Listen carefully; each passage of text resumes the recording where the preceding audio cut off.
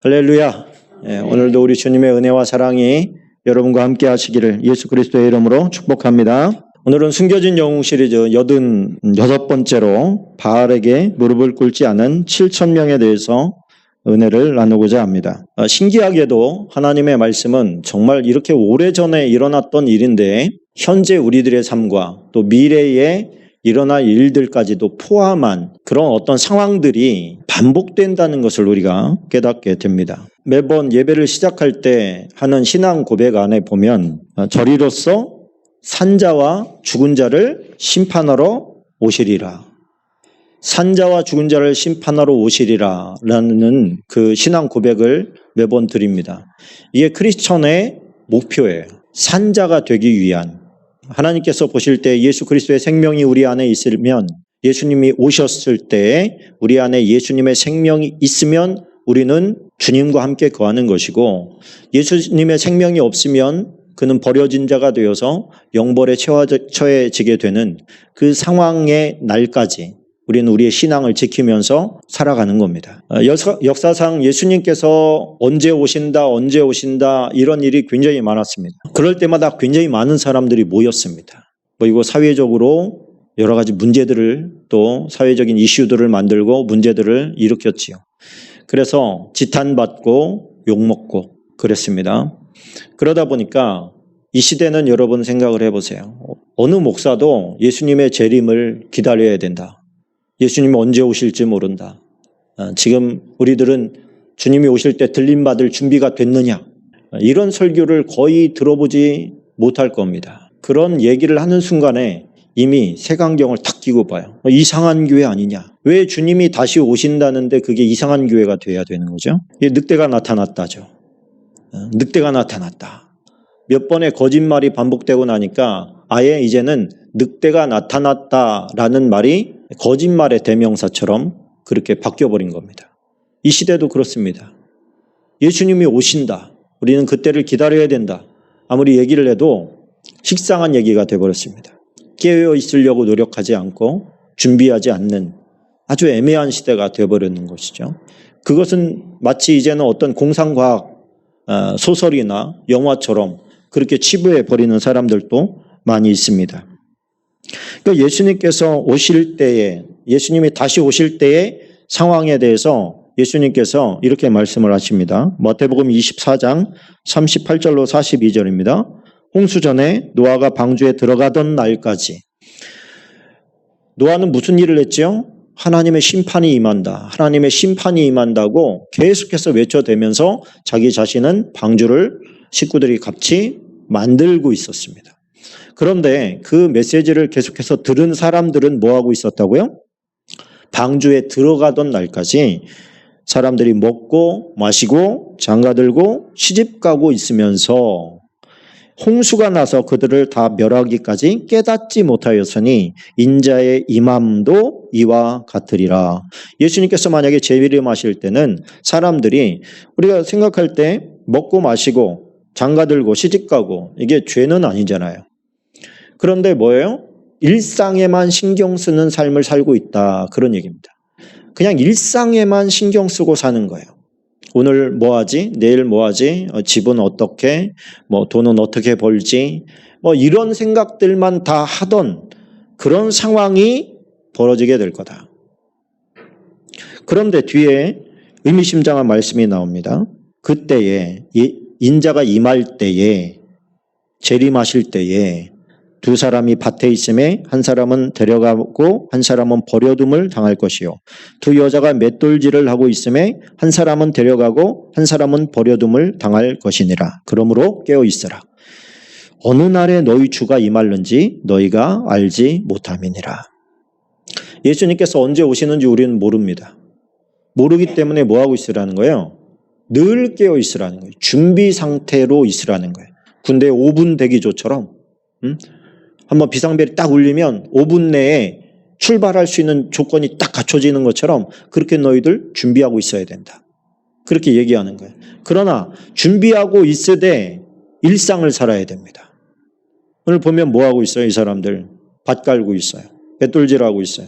이게 뭐예요? 일상을 살아가고 있다는 거예요. 그래서 예수님이 언제 오실까? 언제 오신다더라. 그렇다고 해서 무슨 교회에만 몰려서 산다든지 수도원이나 기도원으로 들어간다든지 자기들만의 세계에 갇혀가지고 그래서 예수님께 맨날 회개하면서 주님 오실 때 나 들림받게 해주세요. 그러고 기다리고 있다가 올라가는 게 아니에요. 일상을 살고 있는 거예요. 일상을. 그러나 그 안에는 뭐가 있어야 돼요? 생명이 있어야 돼요. 예수 그리스도의 생명이 있어야 돼요. 이 생명이 있으면 내가 무엇을 하고 있든지 상관없다라고 얘기해 주는 거죠. 다른 말로 하면 일상을 살면서도 주님과 교통하는 삶을 살아야 된다. 이런 메시지를 우리에게 주고 있습니다. 일상을 주님과 함께 사는 사람들은 예수님이 언제 오신다고 해도 별로 걱정할 게 없습니다. 누가 두려운 일이냐? 내 마음대로 살던 사람들이 두려운 거예요. 내 마음대로 내 뜻대로만 살다가 예수님 만나면 나 버림받을까 봐 그게 두려운 것이죠. 그러다 보니까 예수님 언제 온다더라 그러면 막 긴장이 바짝 돼가지고 어디로 가야 되는 거지? 교회로 들어가야 되나? 기도원으로 들어가야 되나? 이런 걱정을 하면서 사는 거예요. 예수님께서 우리에게 원하는 것은 삶을 사는 겁니다. 예수님과 더불어 삶을 사는 거예요. 예배당에 와서 예배 드리는 것 외에도 밖에 나가서 우리가 사회생활을 할 때도 가정생활을 할 때도 그곳에는 예수님이 계셔야 됩니다. 예수님과 늘 대화하고 기도하면서 동행하는 것이죠. 주님 언제 오시게 될지 우리는 알 수 없지만은 마지막 때에 보니까 두 가지 큰 통합이 일어납니다. 첫 번째는 종교 통합이 일어납니다. 한 짐승이라고 표현하고 있는 이 짐승을 엄청난 권력과 능력이 나타나는 그래서 통일된 종교의 탑 리더가 되기에 조금도 손색함이 없는 그런 탁월한 능력을 짐승에게 준다는 거예요. 하늘에서 막 불이 내려오는 사람이라면 또 죽었다가 살아나는 사람이라면 그가 세계적인 통합된 종교의 지도자가 되기에 부족함이 없지 않겠습니까? 그런 사람이 통합된 종교의 탑 지도자가 된다는 거예요. 그럼 이런 지금 생각할 때 이런 통합된 종교 그러면 이슬람과 기독교 이게 하나가 될 수가 있나요? 불교와 기독교가 하나가 될 수가 있나요? 그 불가능하잖아요. 근데 지금 이미 오래전부터 캐톨릭을 핵심으로 해가지고 종교 통합이 이미 진행 중입니다. 이미 상당히 진행 중입니다. 그 밑에 단계에 WCC라는 게 있어요. 세계 교회 협의회입니다. 그런데 이 교회 협의회가 처음에는 우리가 이 세상에 얼마나 많은 교단들이 있냐. 감리교도 있고 장로교도 있고 뭐 성결교, 침례교, 구세군 할 것 없이 얼마나 많은 교단이 있냐. 그 많은 교단들이 예수 그리스도의 이름 아래 다 하나가 돼보자 한번. 이런 취지로 시작했어요. 얼마나 좋은 운동입니까? 그런데 이것이 지금은 어때요? 지금은 교단 간의 통합이 아니라 종교 간의 통합으로 바뀌어져 있습니다. 지난번에 우리 WCC 총회할 때 보면 어때요? 거기서 귀신을 불러내리는 초운 춤을 추고 이런 일들이 벌어져요. 종교 불교 다른 종파 할 것 없이 다 같이 모여서 같이 행진을 합니다. 말세의 징조 중에 하나고 더 심화될 거예요. 또 하나는 세계 정부가 들어서게 됩니다. 세계 정부는 우리가 그동안 너무나도 많이 들었던 666 시스템을 통해서 가능하게 됩니다. 그래서 성경에 보면 666이라는 것은 사람의 순위 지혜 있는 자 세봐라 666명이다. 그렇게 말하고 있어요. 666명이 시스템을 움직이는 사람들이다. 이런 뜻입니다. 그게 가능하려면 어떻게 돼야죠? 칩을 심으면 됩니다. 신분증을 다 통일시켜버리는 거예요. 전 세계 신분증을 다 통일시켜버려요. 정부들이 각 나라들이 하나의 시스템으로 돌리는 게 가능해집니다. 이게 먼 나라 얘기인 줄 알았는데 이미 우리 곁에 너무 가까이 와 있어요. 너무 가까이 와 있습니다. 코로나 사태 때문에 저는 이게 하나님의 선물이구나 이런 생각을 하게 됐습니다. 코로나의 질병 때문에 이렇게 경제가 많이 망가지고 성도들이 모여서 기도할 수 없고 예배할 수 없는 상황. 너무나 육적으로 보면 너무나 힘든 때예요. 지금 이 나라가 전체적으로 국가적으로 사업하는 사람들을 할 것 없이 다 어려운 시대입니다. 그런데 영적으로 보면 하나님께서 우리에게 주시는 굉장히 중요한 기회예요. 굉장히 중요한 기회예요. 어떤 메시지를 담고 있다는 거예요. 하나님께서 우리에게 주시고자 하는 메시지가. 코로나 사태를 보면서 대형 교회들이 이렇게 쉽게 문 닫을 줄 알았습니까? 여러분? 앞으로 다시 오픈될 수는 있죠. 지금 처음에 이단 핍박부터 시작됐습니다. 그죠? 이단들 다 막 억지로 문 닫게 하고, 그 다음에 대형 교회들 문 닫게 하고, 지금은 뭐라 그래요? 소형 교회들이 더 문제다. 소그룹이 더 문제다. 그래서 그것이 지금 소형 교회들까지도 다 지금 사회적인 그 인식은 뭐예요? 교회는 바이러스 퍼뜨릴 수 있는 굉장히 유력한 곳. 이런 인식을 다 가지고 있습니다. 교회를 폄하시켜버리는 거죠. 사람들의 인식 가운데 매스컴을 통해서 교회라고 하는 곳이 꼭 있어야 되냐? 집에서 드리면 되지. 이런 분위기를 지금 새겨놓고 있는 거예요. 그거에 대해서 우리가 자각하고 있어야 됩니다. 아, 매스컴이 지금 그러니까 우리가 그러지 말아야 되겠다. 이런 어떤 깨어있는 생각을 가지고 있어야 되는 거예요. 그런데 내가 기준이 없으면 그냥 밖에서 들어오는 매스컴의 이미지가, 매스컴이 심어주고자 하는 이미지가 그대로 들어오게 됩니다. 그냥 꼼짝 못하고 당하는 것이죠. 그런데 여러분, 앞으로는 그런 시대가 벌어집니다. 예비할 수 없는 시대가 벌어집니다. 예수 그리스도 이름, 그 이름 하나 가지고 모일 수 없는 때가 옵니다. 그럴 때 우리 어떻게 해야 되냐는 거예요. 교회, 너희들은 불온단체야, 모이지 마라. 그렇게 되면 어떻게 할 거냐는 거예요. 지금까지 우리는 교회 중심, 하나님 중심, 예배 중심, 그래가지고 모여라, 모이기를 힘써라, 그래가지고 막 모이기를 힘썼습니다. 이 공간이 그래서 있는 거예요. 각 교회들이 그래서 있는 겁니다. 예배당이 그래서 있는 거예요. 그러지 마라 라고 하는 게 가능할까? 가능하겠습니까? 가능할 수 있다는 거예요. 가능할 수 있다. 그러면 그때 우리는 어떻게 해야 되느냐? 지금은 예배당에서 목사님들이 전해주는 얘기로 우리 자신을 무장할 수 있지만, 만약에 모임 자체를 파해지고 유튜브에서도 어느 방송에서도 방송으로도 기독교의 이런 예배의 모습을 전혀 접할 수 없는 상황이 되어지면 그때는 어떻게 할 거냐? 그때는 우리의 마음을 어떻게 해야 됩니까? 그런 상황이 예전에 오늘 읽은 말씀 가운데 이미 일어났었습니다. 아합 왕 때에 이미 그런 사회적인 분위기와 예수 믿는 사람들을, 하나님 섬기는 여호와의 제사장들을 다 잡아 죽이고 드러나는 자들마다 핍박하던 그때가 있었습니다. 그때에 뭐라고 얘기하는 거예요? 7,000명이 남아 있었다. 이렇게 얘기하는 거예요. 외적으로 모일 수 없는 그런 환경 가운데서, 드러내놓고 하나님을 이름을 드러낼 수 없는 그런 상황 가운데서, 그런 상황 가운데서도 7,000명이나 순전한 바알에게 무릎 꿇지 않고 입 맞추지 아니한 자들이 남아 있었다. 그 사람들은 그럼 어떻게 신앙을 유지했다는 거예요? 그 스스로가 지켜냈다는 겁니다. 같이 모여서 할 수 없으니 다 흩어져서, 뿔뿔이 흩어져서 각 가정에서 숨어서 그렇게 하나님을 섬기고 있었다는 거예요. 근데 하나님께서 어떻게? 그들을 다 보고 계셨다는 겁니다. 숫자까지도 알고 계셨다는 거예요. 한 영혼 한 영혼이, 한 심령 한 심령이 외부로부터 오는 이런 지원 없이 스스로가 자기 신앙을 지킬 수 있는 그런 힘을 가진 사람이 7,000이나 있었다는 거예요. 한국 국민을 보니까 2018년 통계입니다. 보니까 4,900만이에요. 우리나라 남한의 인구가. 그런데 960만이 그리스도교고 380만 정도가 캐톨릭이었습니다. 근데 여기에는 교회 생활 안 하고 신앙 생활을 제대로 안 해도 그냥 집안이 기독교인, 그래서 자기 스스로는 나는 교회는 안 다니지만 그래도 나는 기독교야, 이렇게 생각하는 사람까지 다 포함된 거예요. 제가 생각한 숫자보다는 굉장히 많았습니다. 저는 이게 IMF 지나면서 600만 정도로 떨어졌다고 생각을 했는데 보니까 캐톨릭까지 합치면 1,000만이 훨씬 넘어가는 거예요.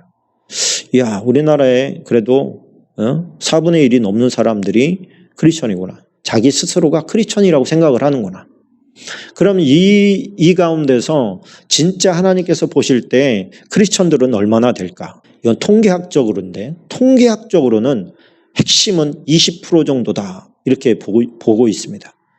그러면 한 20% 정도만 돼도 적지 않은 숫자예요. 적지 않은 숫자.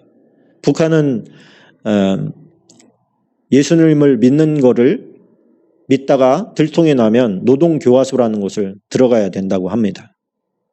그 노동교화소에 들어와 있는 사람이 3만 정도래요. 3만 정도.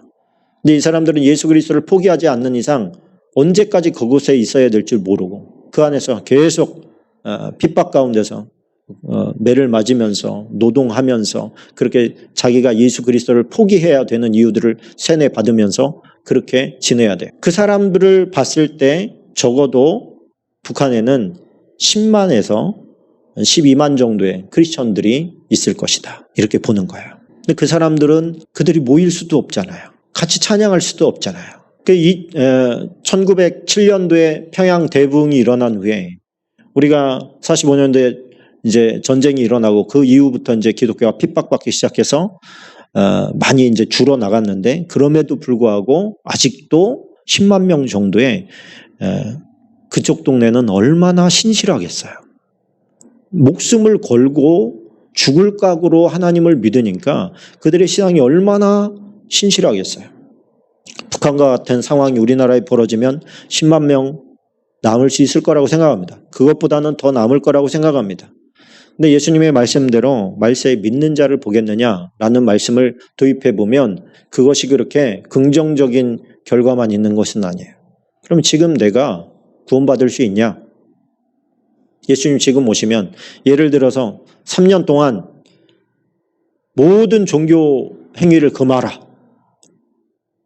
걸리면 뭐 감옥에 가거나 아니면 죽거나 뭐 이렇게 된다. 라고 했을 때 과연 그럼에도 불구하고 그때는 이렇게 모일 수 없어요. 이미 뭐 저 앞에 뭐 바리케이드 치든지 문을 닫게 만들 겁니다. 그러면 우리의 신앙을 어떻게 보존할 거냐? 어떻게 지킬 거냐? 그 문제가 쉽지 않은 문제라는 것이죠. 그런데 오늘 그런 문제에 대해서 오늘 이 아합 시대의 용사 7천은 우리에게 큰 의미로 다가오게 됩니다. 계시록 13장에 보면 이런 내용이 있습니다. 계시록 13장 15절부터 읽어봅니다. 그가 권세를 받아 그 짐승의 우상에게 생기를 주어 그 짐승의 우상으로 말하게 하고, 우상이 말을 한다는 거예요. 짐승의 우상에게 경배하지 아니하는 자는 몇이든지 다 죽이게 하더라. 이 숫자가 상관이 없다는 거예요. 종교 전쟁을 종식시키기 위해서 사람이 죽어야 한다면 그 숫자가 얼마든 상관없이 다 죽이겠다. 이런 종교는 예를 들어서 기독교 국가에서 일어날 수 없겠죠. 이슬람 국가에서 일어날 수 없겠죠. 그때는 언제예요? 이미 어떤 종교적 통합이 합의된 상태 이후가 얘기되는 거예요. 그가 모든 자, 곧 작은 자나 큰 자나 부자나 가난한 자나 자유인이나 종들에게 그 오른손이나 이마에 표를 받게 하고 누구든지 이 표를 가진 자 외에는 매매를 못하게 하니 이 표는 짐승의 이름이나 그 이름의 수라. 14장에 가면 이런 내용이 있습니다. 또 다른 천사 곧 셋째가 그 뒤를 따라 큰 음성으로 이르되 만일 누구든지 짐승과 그의 우상에게 경배하고 이마에나 손에 표를 받으면 그도 하나님의 진노의 포도주를 마시리니 그 진노의 잔에 섞인 것이 없이 부은 포도주라. 거룩한 천사들 앞과 어린 양 앞에서 불과 유황으로 고난을 받으리니, 지옥에 간다는 뜻입니다. 그 고난의 연기가 세세토록 올라가리로다. 짐승과 그의 우상에게 경배하고 그의 이름표를 받는 자는 누구든지 밤낮 쉼을 얻지 못하리라 하더라. 성도들의 인내가 여기 있나니 그들은 하나님의 계명과 예수에 대한 믿음을 지키는 자니라. 여기에 보면 그의 우상에게 경배하고 이마에나 손에 표를 받으면이라고 되어 있어요. 그러니까 지금 손에다가 칩 이식을 하는 지금 그런 시대가 되지 않았습니까? 앞으로는 이게 더 확대될 건데 이것이 육육이 아니다라고 하는 주장하는 목사님들이 많아요. 그 이유가 뭐냐? 우리는 우상에게 경배하고 받은 게 아니라는 거예요. 여기 성경에 보면 경배하고 이마에나 손에 표를 받으면이라고 되어 있는데 이 표를 받았다고 해서 우상에게 경배하냐? 안 한다. 그러니 이것은 666이 아니다라고 이야기를 하는 거예요. 논란의 여지가 좀 있습니다. 표를 받게 한 사람들을 나중에 표를 다 받았는데 나중에 우상에게 절하라. 그러면 어떻게 할 거냐 그러면. 그럼 안 하면 되지. 그럼 안 하면 어떻게 할까요? 그 사람들이. 체크할 수 있을까요? 없을까요? 누가 안 왔는지 금방 알 거 아닙니까? 여러분 이 칩을 지금 심으려고 하는데 굉장히 지금 호소력을 얻고 있는 내용이 뭐냐면 지금 코로나가 이렇게 확진돼가지고 역학조사를 할 때 당신 어디 갔었냐를 묻잖아요. 그런데 어떤 사람은 숨기고 싶은 장소에 갔다 온 사람도 있을 거 아니에요. 그럼 얘기하지 않는다는 거예요. 그럼 찾아낼 수가 없다는 거예요, 지금은. 그런데 이 칩을 심으면 당신이 얘기할 필요가 없다는 거예요. 뭐니까? 다 나오니까. 당신이 어디를 뭐 어떻게 했는지 다 나오니까 당신이 굳이 얘기할 필요가 없다. 그러면 여러분 일상적으로 생각할 때 이게 얼마나 유익한 거예요. 편리하고 많은 사람들을 보호할 수 있는 시스템 아닙니까? 근데 성경은 뭐라고 얘기하고 있는 거예요? 이 표를 받지 않는 것이, 물론 이것이 666이다 666 아니다 라고 얘기할 수는 없습니다. 그러나 주의해야 돼요. 왜? 손에다 심는 거기 때문에. 표를 받는 것이기 때문에.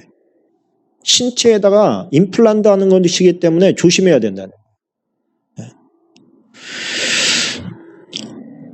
그러면서도 크리스천은 해야 될 게 있어요. 뭐냐? 믿음의 순결을 지켜야 된다. 계시록 14장 4절 5절에 보니까 이 사람들은 여자와 더불어 더럽히지 아니하고 순결한 자라 어린 양이 어디로 인도하든지 따라가는 자며 사람 가운데서 속량함을 받아 처음 익은 열매로 하나님과 어린 양에게 속한 자들이니 그 입에 거짓말이 없고 흠이 없는 자들이더라. 이 여자라는 것을 음료로 이제 보고 있는데 음료를 종교 통합을 이룬 뭐 캐톨릭으로 보기도 하고 그러는데 저는 그냥 실제적으로 봅니다. 음란을 쫓아가는 삶을 말하는 거예요. 이 세상에 있어서 최고의 쾌락은 음란이라고 생각을 하는 것이요. 그래서 음란을 쫓아가는 모든 세상 문화가 다 음란을 쫓아갑니다. 근데 하나님을 섬기는 사람들은 그 음란을 쫓지 않는다는 거예요. 그 음란을 안 쫓아가요. 그것을 외면합니다. 요즘에 인터넷 검색 하나만 하려고 해도 오른쪽에 막 음란한 것들이 쫙 뜹니다. 마우스로 얼마든지 찍을 수 있지만 그거 안 하는 게 구별되는 거예요. 하나님의 사람으로 세움 받는 겁니다. 우리를 유혹하는 그림과 문장들이 얼마나 많습니까? 풀 수 있지요. 누구 들어가서 본다고 누가 뭐 시비를 겁니까? 뭐를 합니까? 그러나 그걸 하지 않는 게 자기의 순결을 지키는 거예요. 영적인 순결을 지키고 정신적인 순결을 지켜나가는 겁니다.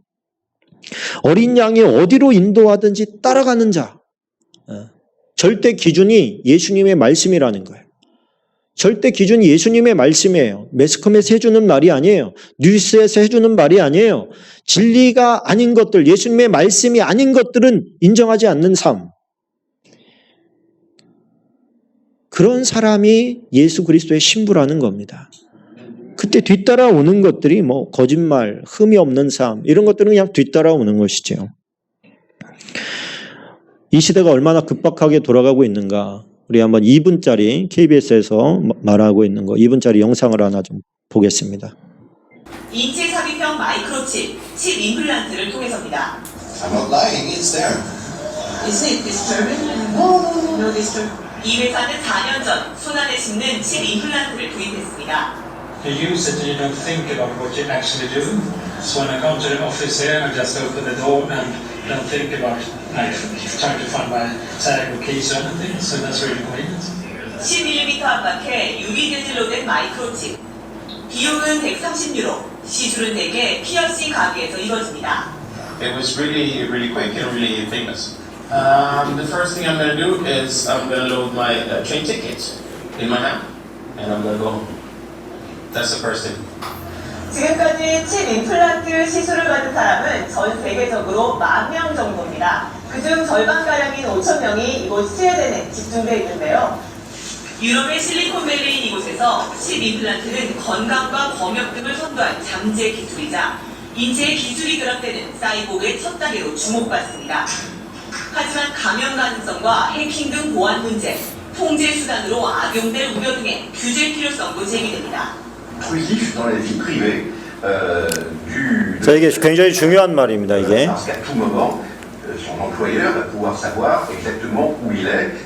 2019년판 사이보그 칩 임플란트는 첨단 기술과 인간 존엄을 둘러싼 논쟁에 또 다른 시장점이 되고 있습니다. 스웨덴 스톡홀름에서 KBS 뉴스 양민효입니다. 자, 마지막에 이게 사생활 침해가 굉장히 심각하다라는 표현을 합니다. 고용주는 직원이 어디서 무엇을 하고 있는지 다 알 수 있습니다. 이렇게 얘기를 하고 있습니다. 그런데 이거는 꼭 고용주만의 문제가 아닌 거죠. 정부에서도 다 알 수 있다는 얘기입니다. 이것을 한마디로 권력을 잡은 자가, 이 통제 시스템을 잡고 있는 자는 그가 어디서 무엇을 하든지 다 볼 수 있다는 얘기예요. 우리가 범죄자들을 관리하는 데 쓴다. 그러면 다 호응할 겁니다. 예를 들어서 그런데 크리스천들을 관리하는 데 쓴다. 그러면은 갑자기 심각해질 겁니다. 크리스천들을 왜 관리를 하지? 나중에 통합 종교가 생기게 되어지면 이슬람과 이 기독교는 제1 타겟이 됩니다. 제일 먼저 절대 타협하지 않는 종교가 이슬람과 기독교예요. 그러면 제일 분란을 많이 일으킬 수 있는, 십자군 전쟁 때부터 시작하겠죠. 제일 분란을 많이 일으킬 수 있는 종교가 기독교인입니다. 저와 여러분들은 기독교인 이상, 그리고 그것을 포기하지 않는 이상 계속 관리 대상이 되는 것이죠. 그럼 어느 순간에는 이 칩을 받았다면 통제 안으로 들어간 거예요. 내가 울타리 안으로 들어가 버리게 된 거예요. 빠져나올 수가 없어요. 제가 지난주에 선교사님이 오셔서 선교사님이 설교하시면서 이런 말씀을 하셨습니다. 코로나가 중국에서 시작됐는데 이 오직까지 오겠는가? 기억나시나요? 그런데 불과 한 2개월여 만에 그 오직까지 코로나가 들어오더라. 그러면서 제가 저녁에 식사 대접을 하면서 더 기가 막힌 얘기를 들었어요. 그 오지에 들어가면 배 타고 한참을 가야 만날 수 있는 소수 부족들이 있답니다. 그 소수 부족들이 있는데 브라질 정부에서 그 소수 부족이 있는 마을까지 전부 다 인터넷을 넣고 있다는 거예요. 상용화는 여러분 인터넷망을 깔았을 때 나에게 유익이 돼야 까는 거예요. 그런데 그 오지 마을 구석구석까지 다 인터넷을 집어넣는 이유가 뭐겠어요? 그 사람들의 복지를 위해서 그러겠습니까? 전 그렇지 않다는 생각이 금방 들더라고요. 그러면서 사모님이 그런 말씀을 하셔요. 물론 그런 걸 염두에 두고 하셨는지는 모르겠습니다만, 목사님 지금은요 정말 세계가 그물망이에요. 인터넷 그물망으로 다 엮여져 있다는 거예요. 저는 예전에 기독교에 핍박이 가해지면 저 산속 깊은 데나 오지나 아마존 밀림으로 들어가면 살 수 있겠지 이렇게 생각을 했는데 애초에 피할 수 있는 곳은 없는 겁니다. 피할 수 있는 곳이 없다. 그렇다면 우리가 지금 준비해야 될 것은 뭐예요? 순교의 마음을 갖는 거예요. 순교의 마음. 그러려면 여러분 보통 무장을 해야 되는 게 아닙니다. 믿음의 무장을 보통 해야 되는 것이 아닙니다. 그 대화를 하면서 저는 하나님께서 떠오르게 해주셨다고 생각해요. 떠오른 본문 말씀이 오늘 본문이 탁 떠오르더라고요.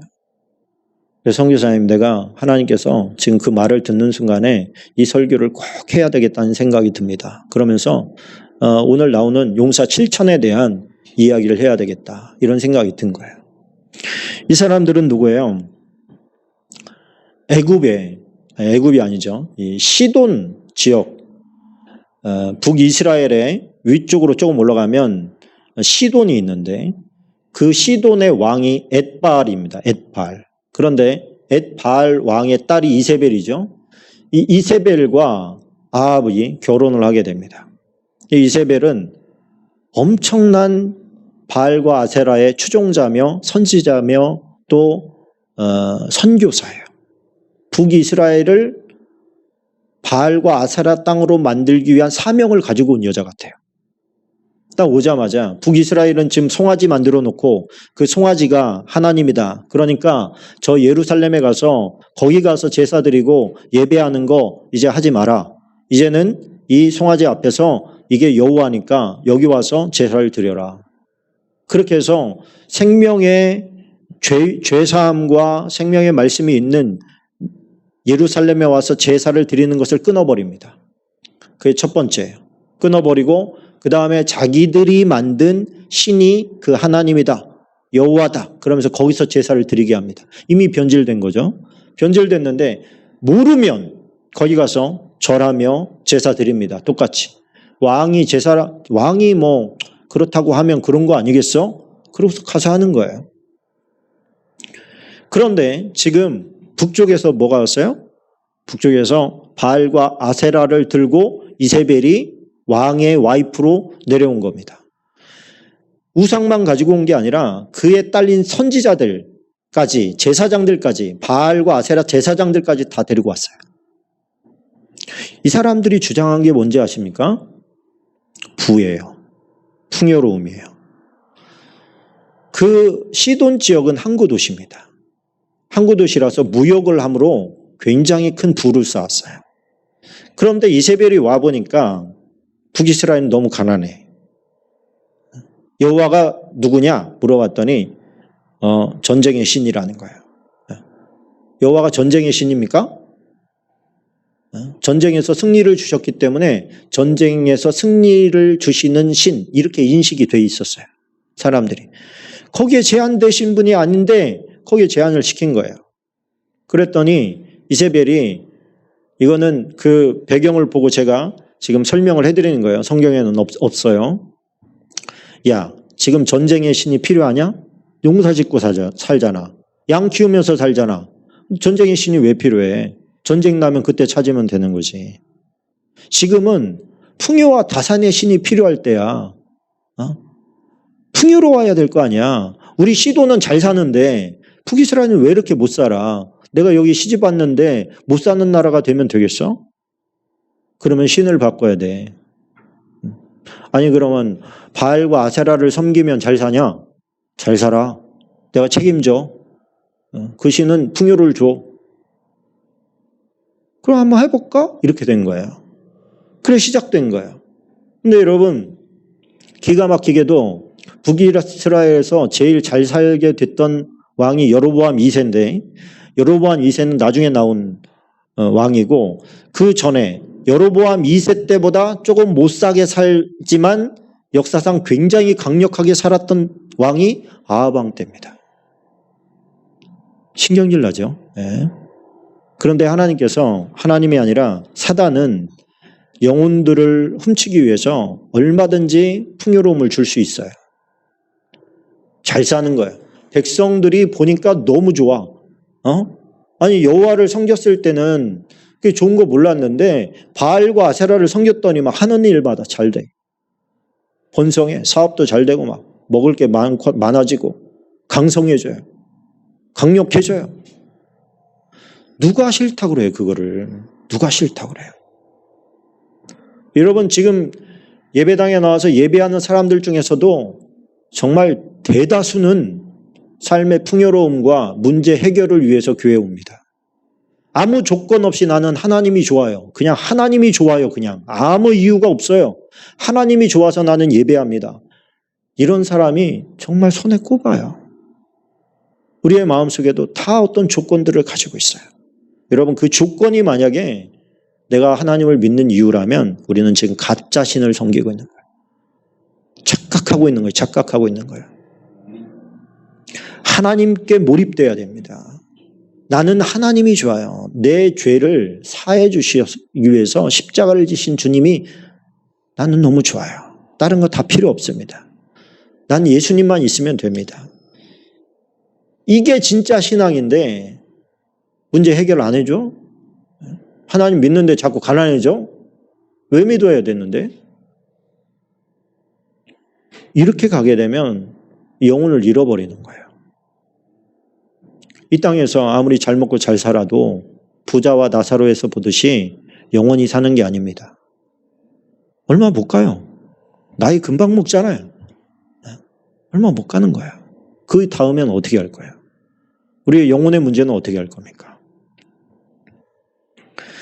열왕기상 16장 31절로 33절까지 제가 드린 말씀이 나옵니다. 느밧의 아들 여로보암의 죄를 따라 행하는 것을 오히려 가볍게 여기며 시돈 사람의 왕 엣바알의 딸 이세벨을 아내로 삼고 가서 바알을 섬겨 예배하고 사마리아에 건축한 바알의 신전 안에 바알을 위하여 제단을 쌓으며 또 아세라상을 만들었으니 그는 그 이전에 이스라엘 모든 왕보다 심히 이스라엘 하나님 여호와를 노하시게 하였더라.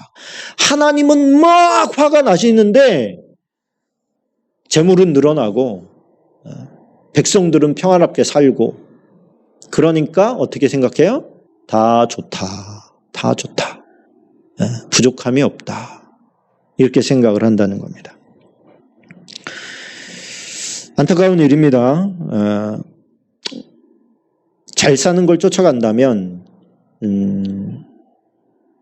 글쎄요. 하나님께서 우리에게 부와 풍요로움을 주기 위해서 이 땅에 부르셨나요? 예수님께서는 너희도 십자가를 져야 된다. 그렇게 말씀을 하셨는데 우리는 부귀 영화를 달라고 자꾸만 매달리는 것 같습니다. 자, 그런데 실상이 됐잖아요. 더 잘 먹고 잘 살게 됐잖아요. 그러니까 이세벨의 말은 강력하게 됐습니다. 이제 자기가 말하고 책임지는 사람이 돼버린 거예요. 진짜 그렇게 돼버렸어요. 그랬더니 그때부터는 어떻게 들어가기 시작하느냐? 하나님을 믿는 사람들을 핍박하기 시작합니다. 열왕기상 18장 11절로 14절까지 보면 이런 말씀이 있어요. 이제 당신의 말씀이 가서 내 주에게 말하기를 엘리야가 여기 있다 하리라 하시나 내가 당신을 떠나간 후에 여호와의 영이 내가 알지 못하는 곳으로 당신을 이끌어 가시리니 내가 가서 아합에게 말하였다가 그가 당신을 찾지 못하면 내가 죽임을 당하리이다. 당신의 종은 어려서부터 여호와를 경외하는 자라. 이세벨이 여호와의 선지자를 뭐 할 때? 죽일 때.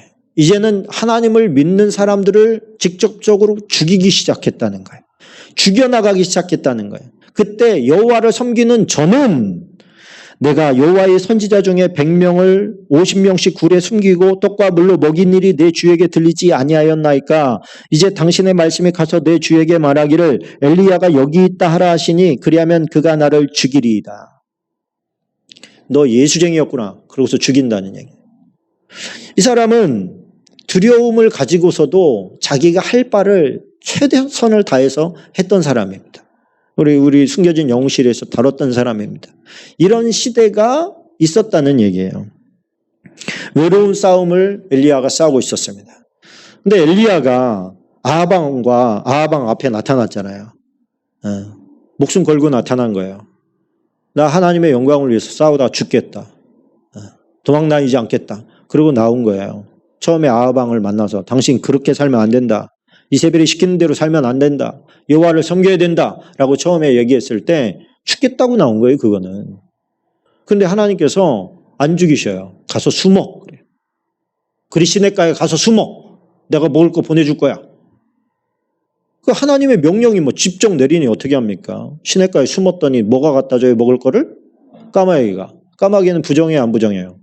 부정한 짐승이에요. 부정한 짐승이 먹을 걸 갖다 줘. 먹어야 돼요? 말아야 돼요?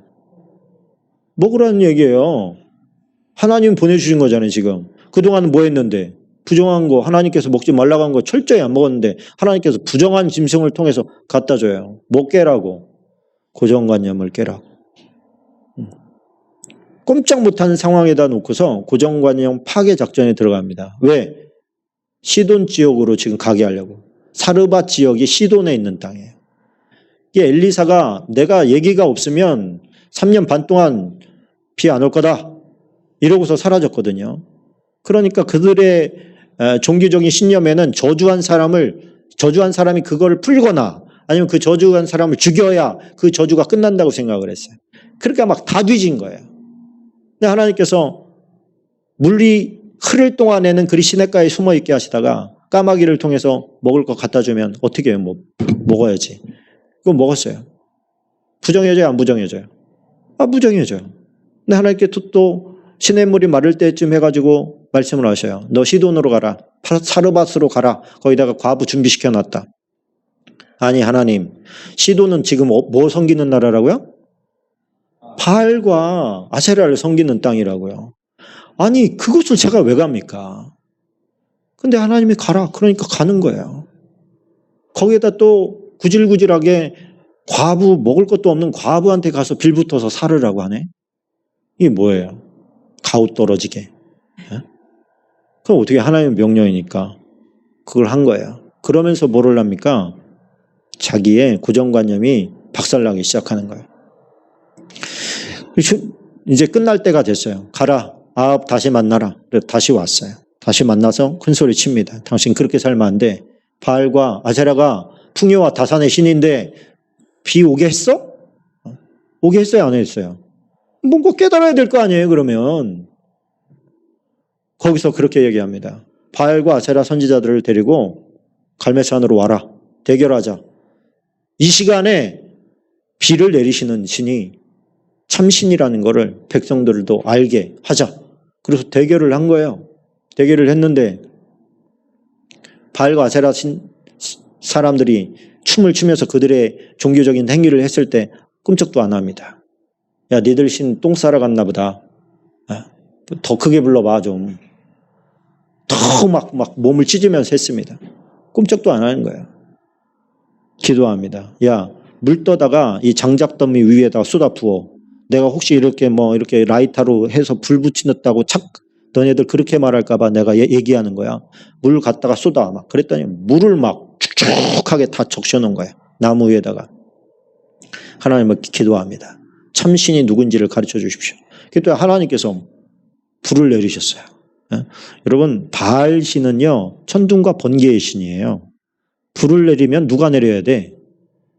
바알 신이 내려야 되잖아요. 근데 꼼짝도 안 하고 있다가 하나님 앞에 기도하니까 불이 내려요. 백성들이 다 거기서 인정하게 됩니다. 인정하게 됩니다. 그래가지고 그 재물을 사르고 그 바알과 아세라 선지자들을 죽여요. 그러니까 백성들의 마음이 다 모아졌어요. 거기서 조심했어야 되는데 조심하지 못했습니다. 뭐를 조심했어야 되느냐? 마음을 조심했어야 돼. 자기는 모르게 마음이 교만해졌어요. 많은 사람들의 인기와 그런 관심이 독차지되니까 인정받게 되니까 자기도 모르는 사이에 교만해졌어요.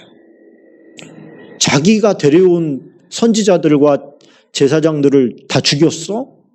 이세벨이 얼마나 두려웠겠어요. 백성들이 이제 나를 죽이겠구나. 근데 거기서 호언장담합니다. 내가 너를 죽이지 않으면 내가 사람이 아니다. 그러면서 엘리야에게 선포합니다. 열왕기상 19장입니다. 아합이 엘리야가 행한 모든 일과 그가 어떻게 모든 선지자를 칼로 죽였는지 이세벨에게 말하니 이세벨이 사신을 엘리야에게 보내어 이르되 내가 내일 이맘때에는 반드시 네 생명을 저 사람들 한 사람의 생명과 같게 하리라. 그렇게 하지 않으면 신들이 내게 벌 위에 벌을 내림이 마땅하니라 한지라. 그가 이 뭐를 보고 형편을 보고 일어나 뭐를 위하여 자기의 생명을 위해 도망하여 참 얼마나 하나님께서 창피하셨을까. 도망하여 유다에 속한 브엘세바에 이르러 자기의 사환을 그곳에 머물게 하고. 이게 뭐예요? 자기가 아무것도 없을 때는 나 여호와를 위해서 죽겠습니다. 그리고서 아합에게 가서 막 당차게 얘기했는데 그때 하나님께서 그를 사용하셔서 잘 다듬어서 이제는 제대로 써보려고 딱 했는데 그의 마음속에 교만함이 들어왔어요. 자기 생명에 대한 애착이 들어왔어요. 하나님만 보던 사람이 갑자기 환경을 보기 시작해요. 자기 형편이 느껴져. 나 이거 꼼짝없이 죽게 생겼네. 그러면서 살겠다고 어떻게 해요? 그 큰 일을 해놓고서 지금 도망쳐요. 도망쳐서 가서 한다는 말이 뭐예요? 오늘 우리가 읽은 본문이에요. 하나님, 나 여호와를 위해서 얼마나 일했습니까? 그런데 지금 다른 사람 다 죽고 나 하나 남았는데 나 하나 지금 이세벨이 죽이겠다고 합니다. 하나님, 보고만 계시겠습니까? 나 더 이상 못 해먹겠습니다. 이러고 있는 거예요, 지금. 하나님 뭐라고 그래요? 그만해라. 엘리사에게 위임해라. 그냥 너는 올라와라. 거기서 그냥 그렇게 하신 거예요. 그걸 원했던 건 아니겠죠, 그죠? 토닥토닥을 원했겠죠. 야, 힘내야지. 여기서 이러면 안 되지. 응? 어떻게 했는데 너 다시 열심히 해. 화이팅. 막 이러고서 가주기를 원했는데 하나님도 지금 좀 제가 볼 땐 좀 짜증나신 것 같아요. 이 중요한 때를 네가 도망치면 어떻게 하냐. 이제서야 북이스라엘 좀 정화하려고 하는데 네가 도망치면 어떻게 하냐. 여러분, 우리가 내 생명을 귀하게 여기면 하나님의 영광이 안 나타납니다. 예수님께서 정말 중요한 말씀을 하나 해주셨습니다. 누가복음 17장 33절을 같이 읽어보겠습니다. 시작. 무릇 자기 목숨을 보전하고자 하는 자는 잃을 것이요 잃는 자는 살을 이리라. 여러분, 마지막 때에 하나님을 위해서 우리가 생명을 걸지 않으면 우리의 영혼을 지킬 수가 없다고 제가 말씀을 드리는 거예요, 지금. 그런데 네가 살려고 하면 엘리야처럼 형편과 지금 네 생명을 염두에 두면 그거 못 견딘다, 그거예요. 여러분, 식료품을 살 수 없는데 그걸 어떻게 견디겠어요? 직장에 나갈 수가 없는데 어떻게 견디겠어요? 뭘로 견뎌요? 어떻게 견뎌요? 죽으라는 얘기냐? 죽으라는 얘기예요. 살고자 하는 자는 죽고 죽고자 하는 자는 살리라가 아니에요. 지금 예수님의 말씀이 뭐예요? 잃는 것이요 잃는 자는 살리리라. 살리라가 아니라 살리리라. 그러니까 뭐 하라는 거 얘기예요? 죽으라는 얘기예요. 죽어라. 네가 죽어라. 그러면 내가 너를 살릴 거다. 부활시킬 거다. 살려고 타협하지 마라. 할렐루야.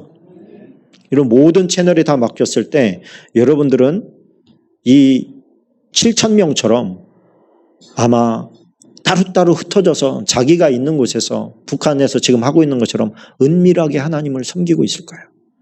그러면 은밀하게 섬기려면 그 외부로부터 오는 공격들을 막아내려면 여러분, 우리가 어떻게 무장되어야 되겠습니까? 말씀에 내가 얼마나 무장되어 있어야 되겠습니까? 나 혼자 있어도 예배하고 찬양하는 게 이미 익어야 돼요. 몸에 익어야 돼요. 체득되어야 돼요. 예배 드리려면 교회 가야 돼. 이런 생각보다도 나 지금 예배하고 싶네. 그러면 스스로 혼자 예배할 수 있어야 된다는 얘기예요. 저는 여러분들이 다 그런 사람 되기를 축원합니다. 그 말씀 드리고 싶었어요.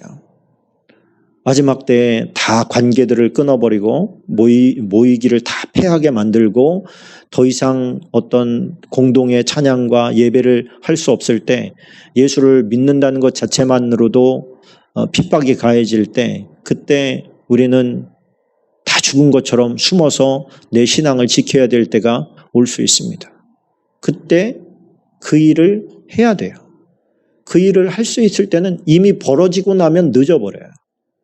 지금 준비되어 있어야 됩니다. 그래서 여러분, 하나님의 말씀을 그냥 늘 가까이 하시고 기도도 그냥 24시간 내가 주님과 함께 기도해야지 이런 생각을 가지고 계시고 틈만 나면 하나님 부르고 찬양하면서 기도하면서 주와 함께 삶을 살아가야 될 줄로 믿습니다. 우리 함께 기도하겠습니다. 세상에서 볼 때 믿는 사람이 없는 것 같아도 하나님의 눈에는 7,000명의 용사들이 있었습니다. 그 사람들이 진짜입니다. 오늘 우리는 그 사람들 되게 해달라고 기도해야 될 줄로 믿습니다. 이 시대 악한 세대 가운데서 하나님 이러니까 안 되고 저러니까가 안 되고가 아니라 그럼에도 불구하고의 믿음과 신앙을 주시옵소서. 하나님 앞에 거룩하게 구별된 삶을 살아갈 수 있게 도와주옵소서. 마지막 때를 볼 수 있는 시각을 주옵소서. 합심해서 잠시 기도하겠습니다.